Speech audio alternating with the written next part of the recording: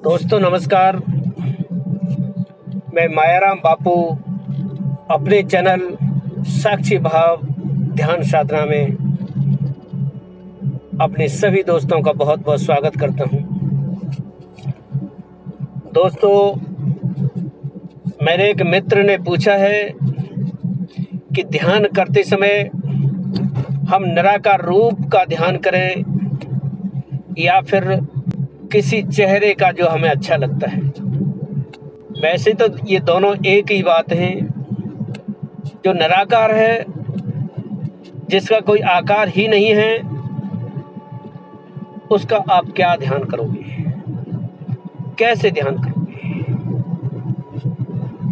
वैसे मैं निराकार ध्यान की बात करता हूँ। जो मैंने ध्यान की विधि दी है, विपश्यना ध्यान विधि, उसमें सारा वर्णन मैंने किया हुआ है।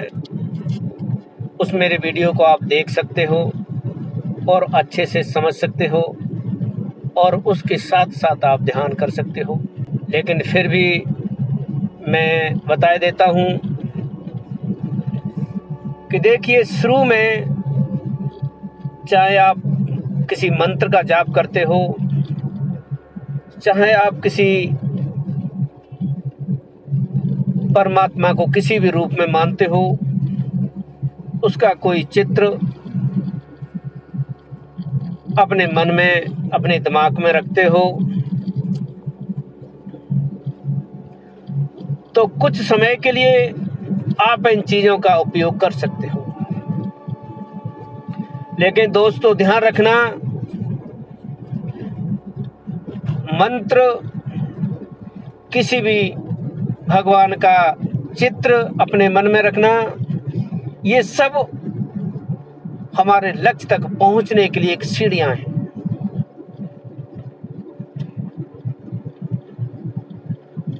इनका किसी का भी बंधन अपने मन में मत बांध लेना, चाहे वो मंत्र का बंधन हो और चाहे किसी चित्र का बंधन हो या फिर और कोई भी बंधन।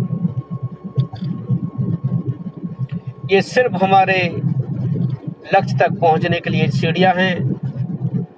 जिस तरह से अगर हमें छत के ऊपर जाना है तो एक एक सीढ़ी के ऊपर पैर रखते हुए ऊपर जाना होगा।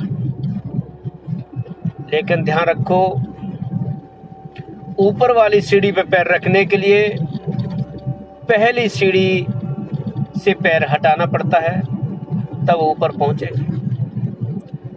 अक्सर होता क्या है कि पहुंचना तो हमें ऊपर छत पर है, लेकिन हम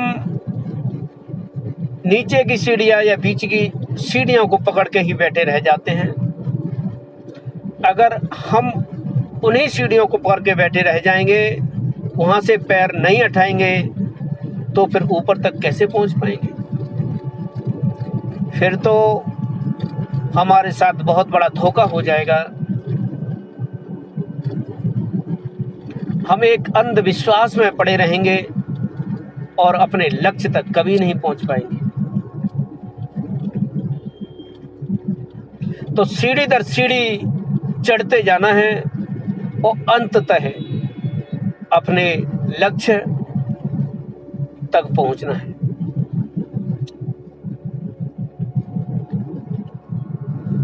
इन सारी चीजों को धीरे धीरे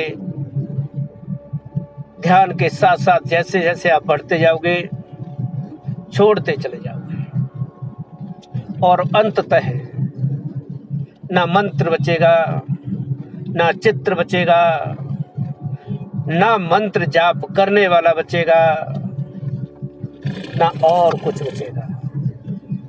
कुछ भी नहीं बचेगा, ना संसार बचेगा, ना आप,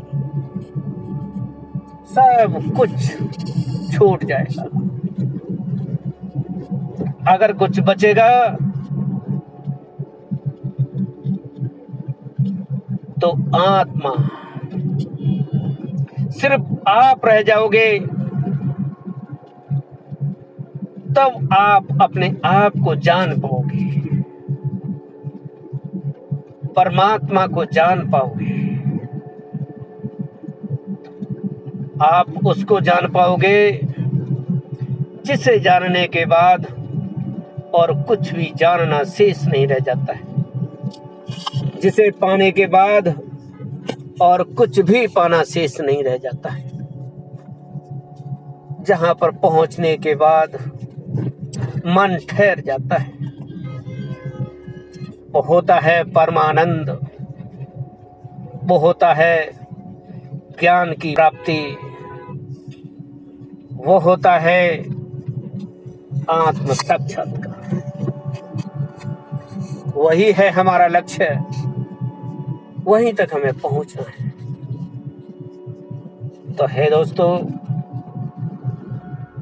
मेरा यही कहना है कि अगर आपको सहारे की जरूरत है तो आप चित्र का सहारा लीजिए, मंत्र का सहारा लीजिए और उनके सहारे से बढ़िए और बढ़ते रहिए और अपने लक्ष्य तक पहुंचिए। ओम का उच्चारण, विपश्यना ध्यान विधि, ये दोनों मैंने बताई हैं। इनका उपयोग कीजिए और साक्षी भाव में हमेशा रहते हुए आप जो भी कर्म संसार में कर रहे हो उसे करते हुए, होते हुए देखते रहिए। बस आप परम लक्ष्य को प्राप्त कर जाओगे, परम शांति को प्राप्त कर जाओगे।